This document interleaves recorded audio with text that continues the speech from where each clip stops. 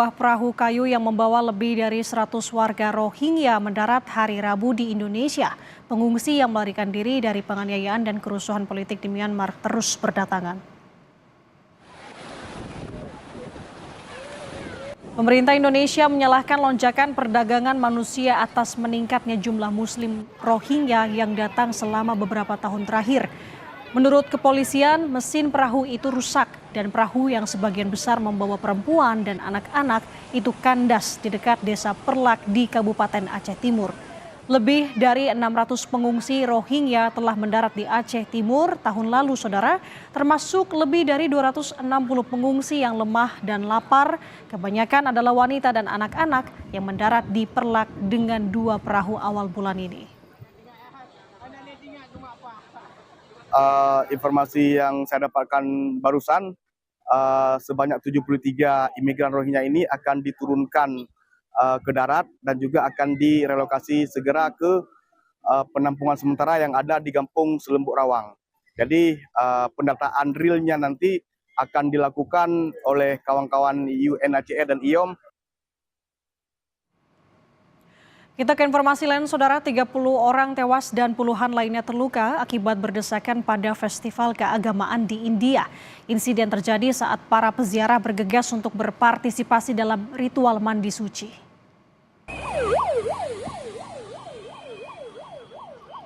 Kerusuhan terjadi ketika para peziarah mencoba melompati barikade yang didirikan untuk prosesi mandi suci di pertemuan Sungai Gangga dan Sungai Saraswati, India.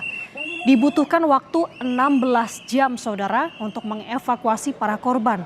Meskipun telah terjadi insiden, jutaan orang terus memadati tempat ritual seluas 4.000 hektar ini.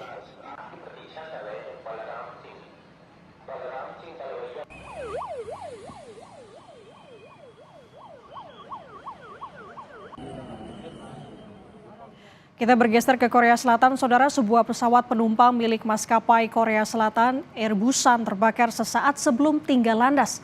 Evakuasi berlangsung dramatis.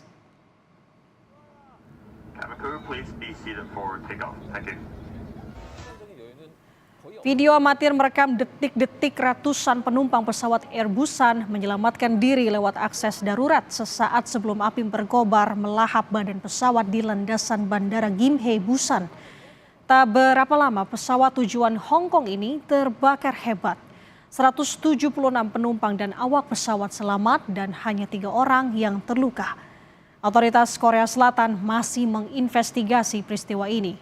Sumber api diduga berasal dari bagian belakang pesawat.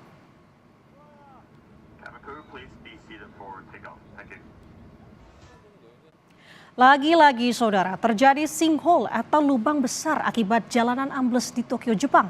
Sebuah truk bersama sopirnya terperosok pada Selasa malam waktu setempat.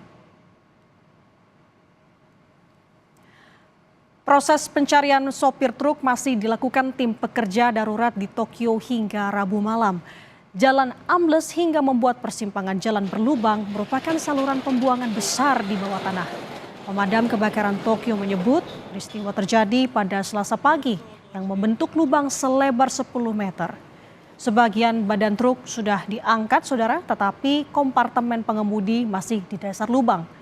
Pemadam kebakaran meyakini lubang pembuangan itu akibat pecahnya pipa saluran pembuangan.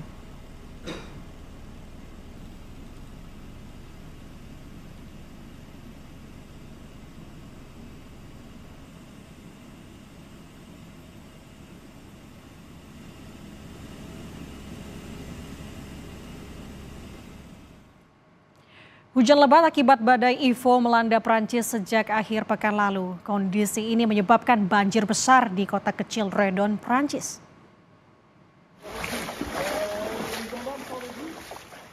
Kondisi cuaca di barat laut Prancis dalam status siaga tinggi atau Red Alert menjadi tantangan besar bagi masyarakat yang terdampak khususnya. Sehingga mungkin evakuasi masih terus dilakukan jika banjir belum surut atau semakin meluas. Banjir besar di kota Redon terjadi akibat badai Ivo, menyusul 2 badai sebelumnya yakni Eowyn dan juga Herminia. Sekitar 1.000 orang telah dievakuasi, saudara, karena cuaca buruk sejak akhir pekan lalu. Menurut layanan peringatan banjir nasional Prancis, ketinggian sungai Vilaine di Redon mencapai 5,3 meter pada Rabu sore, atau sekitar 60 cm lebih tinggi dibandingkan hari Selasa. Warga disarankan untuk tetap berada di dalam rumah dan menghindari perjalanan yang tidak diperlukan.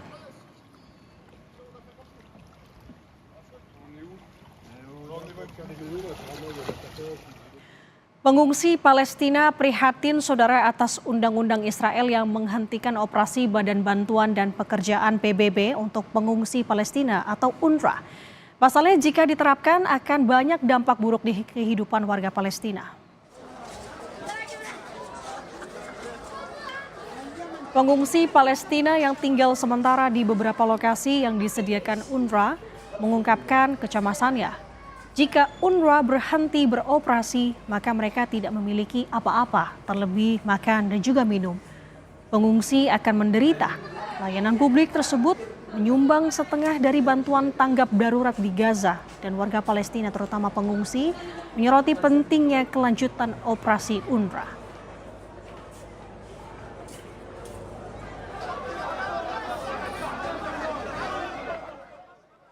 احنا عايشين هنا في مدرسة الوكالة، لو وقفت الوكالة يعني المساعدات احنا مش هناكل ولا نشرب ولا حيأثر علينا كتير يعني، وفي يعني الناس كلها هتتدمر، لا تاكل ولا تشرب ولا تلاقي طحين ولا اكل ولا شرب.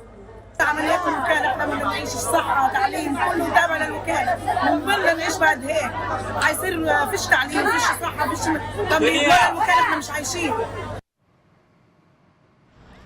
Sementara di tengah genjatan senjata Israel Hamas, ribuan warga Palestina berharap dapat pulang ke kampung halamannya di Gaza Utara.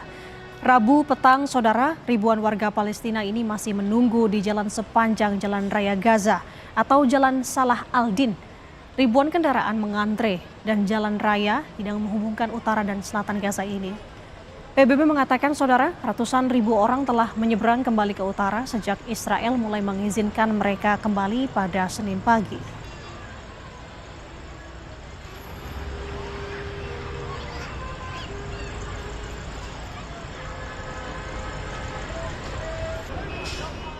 Kita ke informasi lain, saudara. Presiden Mesir menolak saran Presiden Amerika Serikat Donald Trump agar warga Palestina dari jalur Gaza dipindahkan ke negara tetangga seperti Mesir dan juga Yordania. Trump mendesak para pemimpin kedua negara yang merupakan sekutu utama Amerika Serikat di Timur Tengah dan penerima bantuan Amerika untuk menerima gagasan ini dengan menyatakan pemukiman yang dibangun kembali. Trump menyatakan Mesir dan Yordania harus menerima warga Palestina yang dilanda perang merupakan sebuah gagasan yang ditolak lama oleh Palestina karena mereka mengatakan hal itu akan merusak gagasan kenegaraan dan menimbulkan ketidakstabilan.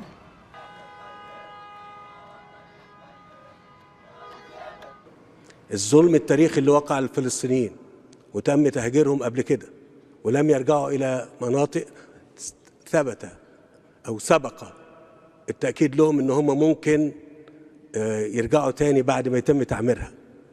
هل ممكن الكلام ده يتكرر مرة تاني؟ أنا ما افتكرش.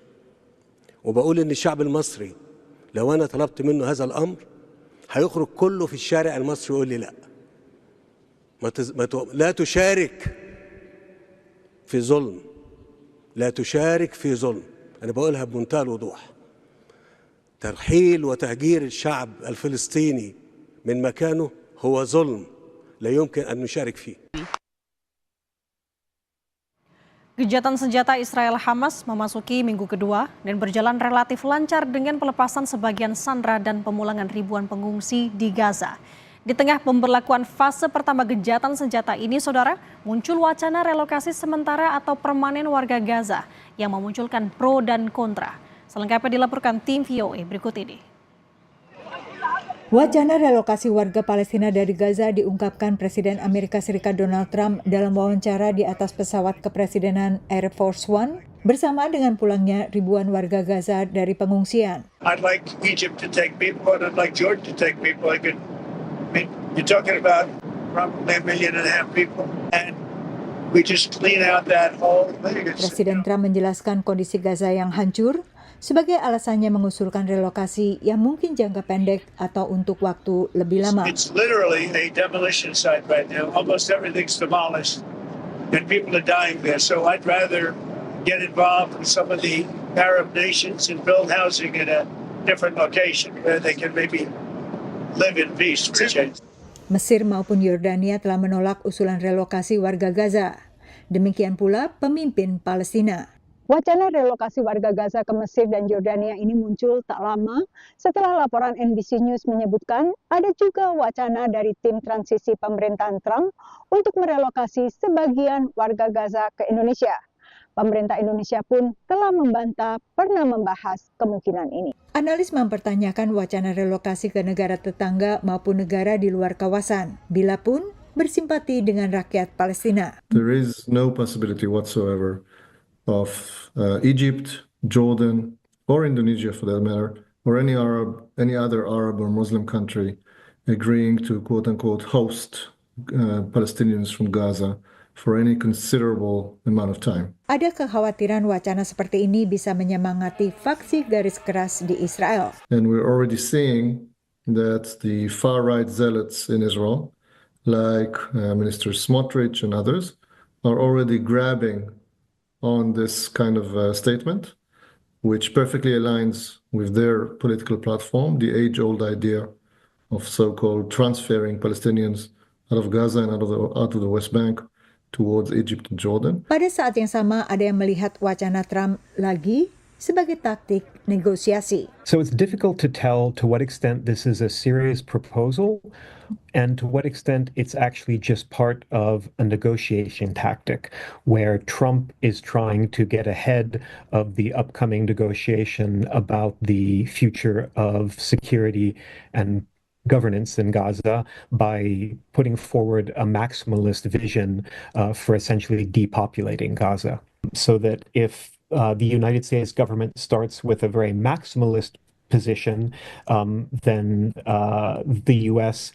And its allies in Israel can appear to be making compromises when they settle for something less than that. Perundingan fase kedua baru dimulai awal Februari dan dipastikan lebih alot karena melibatkan pembebasan seluruh sandera dan penarikan seluruh pasukan Israel dari Gaza. Dari Alexandria, Virginia, Yuni Salim dan tim VOA.